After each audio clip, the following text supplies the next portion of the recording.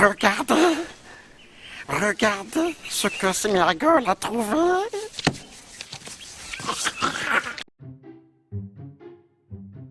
D'après Galilée, le grand livre de la nature est écrit en langage mathématique.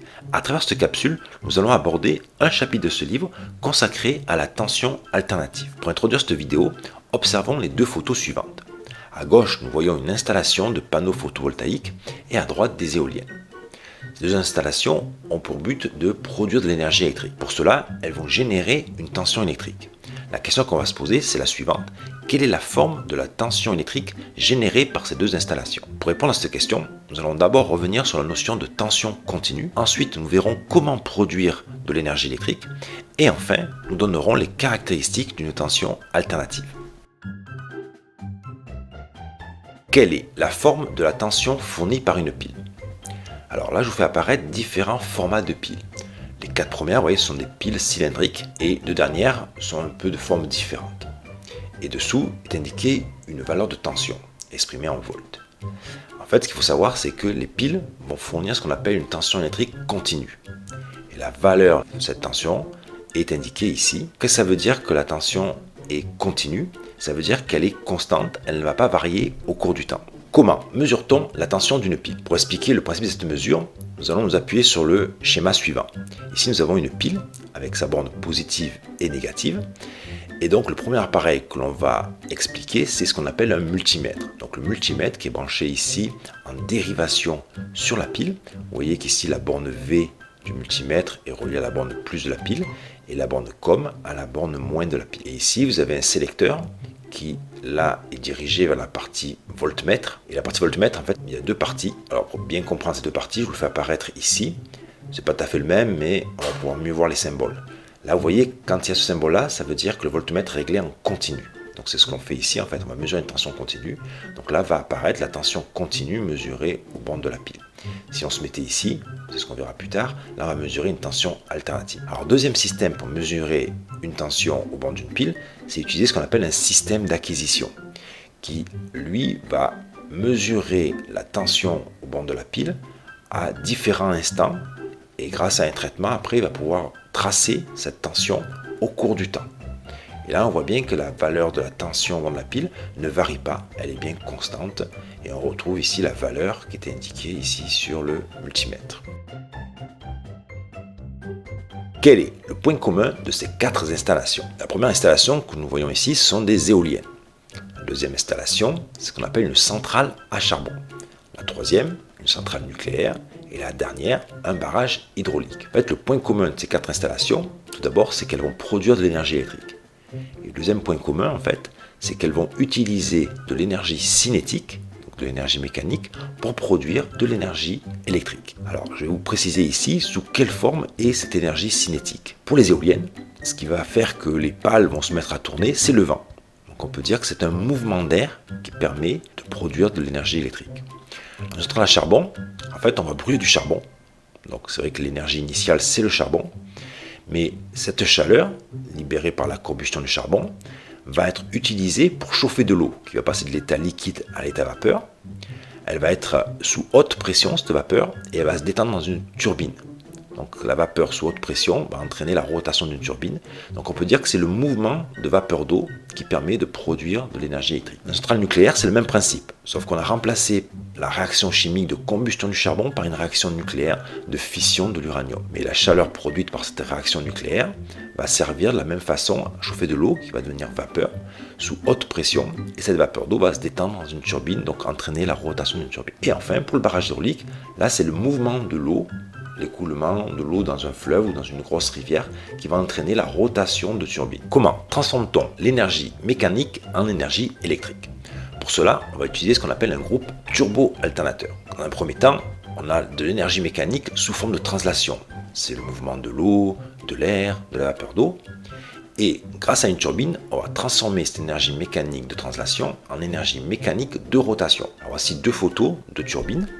À gauche, vous avez une turbine à vapeur qui va être utilisée dans une centrale à charbon, une centrale nucléaire. Le principe, c'est le suivant. La vapeur d'eau arrive ici, sous haute pression, et au contact des ailettes de la turbine, la vapeur d'eau va se détendre. Donc la pression va chuter, et ça va entraîner la rotation de la turbine. Ici, c'est le même principe avec une turbine à eau. Donc vous imaginez des jets d'eau qui vont arriver ici et qui vont percuter ce qu'on appelle ici les hobs de la turbine et entraîner donc la rotation de la turbine. Nous avons toujours un axe sur la turbine et cet axe va être couplé à ce qu'on appelle un alternateur qui va permettre de transformer l'énergie mécanique de rotation en énergie électrique. Voici une photo de l'alternateur. Donc là, vous retrouvez ce qu'on appelle l'axe. Et solidaire de l'axe, on a ce qu'on appelle le rotor. C'est la partie qui va tourner de l'alternateur. Et ce rotor en rotation va influencer ce qu'on appelle un stator. Et dans ce stator, c'est là que va être générée la tension électrique. Rotor et stator sont constitués de ce qu'on appelle de bobines. Ce sont des fils électriques. Les alternateurs fournissent une tension électrique alternative. La propriété d'une tension alternative, c'est qu'elle va varier en fonction du temps de manière périodique. Et mathématiquement, on appelle ça une fonction sinusoïdale. Alors, tout d'abord, la première question qu'on va se poser, c'est comment mesure-t-on une tension alternative? Donc, je vous fais apparaître ici un schéma. Et on va retrouver nos deux appareils qui permettent de mesurer cette tension, comme pour la pile. Nous avons ici un multimètre réglé en voltmètre et ici un système d'acquisition. Commençons par le multimètre. À la place de la pile, on a mis un générateur de tension alternative. Vous voyez le symbole ici, que l'on retrouve d'ailleurs là. En fait, si je mesure la tension aux bornes d'un générateur qui génère une tension alternative, il faut que j'utilise ou je mette mon sélecteur là, dans la zone voltmètre, mais alternative, avec le petit symbole, la vague ici. Et la valeur qui est affichée là, on appelle ça la tension efficace. J'en reparlerai plus tard. Elle est notée U avec un indice E, FF, les 3 lettres de efficace. Deuxième système pour mesurer cette tension, c'est d'utiliser donc ce système d'acquisition qui va permettre de visualiser la tension au cours du temps. Donc nous avons la tension ici, le temps là. Et vous voyez donc la forme dite sinusoïdale d'une tension alternative. Quelles sont les caractéristiques d'une tension alternative? Là, je vous fais apparaître donc une tension alternative.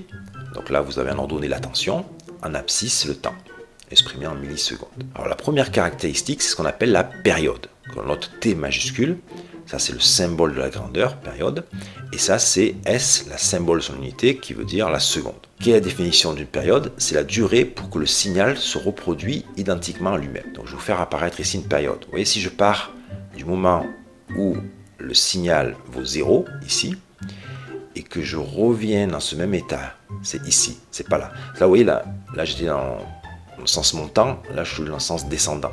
Donc pour repasser à 0 dans le sens montant, il faut que je vienne ici. Et donc la durée qui s'est écoulée entre cet instant-là et celui-ci, ça correspond à une période. Donc là, ce que je peux lire sa valeur, c'est 20 moins 10, 10 millisecondes. Ensuite, une fois qu'on a déterminé la période, on va définir une autre grandeur qu'on appelle la fréquence et qui est liée directement à la période, que l'on notera par la lettre F, et son unité c'est le Hertz. Le symbole H majuscule, Z minuscule. Que signifie la fréquence? C'est le nombre de fois que le signal se reproduit pendant une seconde. Donc mathématiquement, en fait, c'est l'inverse de la période. F, la fréquence en Hertz, c'est l'inverse de la période exprimée en secondes. Alors on va l'appliquer ici, à mon signal que j'ai représenté là. Donc tout à l'heure, je vous ai expliqué que je mesure ici la période. Et si je fais 20 moins 10, il y a bien 10 millisecondes là. Et vous voyez, pour pouvoir calculer la fréquence, je suis obligé d'exprimer la période en secondes. Donc 10 millisecondes, en fait, c'est 0,010 secondes. J'ai divisé par 1000. Et donc maintenant, je peux faire mon petit calcul en faisant F égale 1 sur T. Donc je remplace T par 0,010 et j'obtiens 100 Hz. Donc le signal qui est représenté là a une période de 10 millisecondes et une fréquence de 100 Hz. À présent, on va voir une deuxième caractéristique de la tension alternative, c'est ce qu'on appelle la tension maximale, que l'on notera Umax et qui s'exprime en volts. En fait, la tension maximale, vous la voyez apparaître ici, c'est la valeur maximale que prend la tension ici en vert. Donc ici, on peut lire à peu près 7 volts. Donc dit autrement, c'est la valeur maximale de la tension variable. Ensuite, vous vous rappelez tout à l'heure quand je vous ai montré comment mesurer la tension au bornes d'un générateur de tension variable, on avait utilisé un multimètre et lui nous avait indiqué ce qu'on appelle la tension efficace, notée U et E2F en indice ici. Il faut juste rappeler que cette valeur-là, c'est la valeur qui est affichée par le voltmètre réglé en alternatif. Et ces deux grandeurs sont différentes. Elle apparaît ici au niveau de la tension. Et vous voyez qu'elle est plus petite que Umax. Voici la relation qui relie ces deux grandeurs. Donc U efficace égale Umax que divise racine de 2. Racine de 2 étant supérieure à 1, Umax sera toujours plus grand que U efficace. Ah oui, quelles sont les unités? Donc nous avons pour les deux tensions, la même unité c'est le volt. Donc maintenant nous allons appliquer cette relation à notre exemple ici. Donc Donc on a vu que Umax était 7 volts, et donc je vais calculer la tension efficace qui serait mesurée si je mettais un multimètre aux bornes du générateur qui génère cette tension-là. Donc je reproduis ici la relation, et je remplace Umax par 7 volts, je fais le calcul, et je trouve 4,95 volts. Donc c'est la valeur qui apparaît ici. Pour conclure, revenons à la question qu'on s'était posée lors de l'introduction et qui était la suivante. Quelle est la forme de la tension générée par ces deux installations? Alors, si je branche une centrale d'acquisition aux bornes de cette installation de panneaux photovoltaïques, voilà ce que j'obtiendrai. Donc ça, c'est plutôt l'écran d'un oscilloscope, ce que l'on verra plus tard en activité en classe. Si la tension était là, on aurait 0 volts. Donc là, elle est ici. On voit bien qu'elle est continue. Et grâce au système des carreaux, là, vous le verrez aussi plus tard, on peut mesurer la valeur de la tension continue. Et pour un panneau, ça peut varier en plusieurs valeurs, mais la valeur moyenne après, c'est de 20 volts. Une installation de panneaux photovoltaïques va générer une tension continue. Maintenant, si de la même façon, je mesure la tension générée par une éolienne. Alors l'éolienne, c'est le système turbine alternateur qu'on a décrit plus tôt. En fait, la turbine, c'est tout simplement les pales de l'éolienne. Et derrière, ici, dans la nacelle, il y a justement un alternateur qui va transformer cette rotation en énergie électrique. Donc, on a bien une tension alternative. Et pour une éolienne de cette hauteur-là, on peut avoir des tensions maximales jusqu'à 1000 volts. Donc, une éolienne génère une tension alternative. Je vous remercie pour votre écoute et je vous souhaite bon vent, les scientifiques. Allez, va-t'en et ne reviens jamais.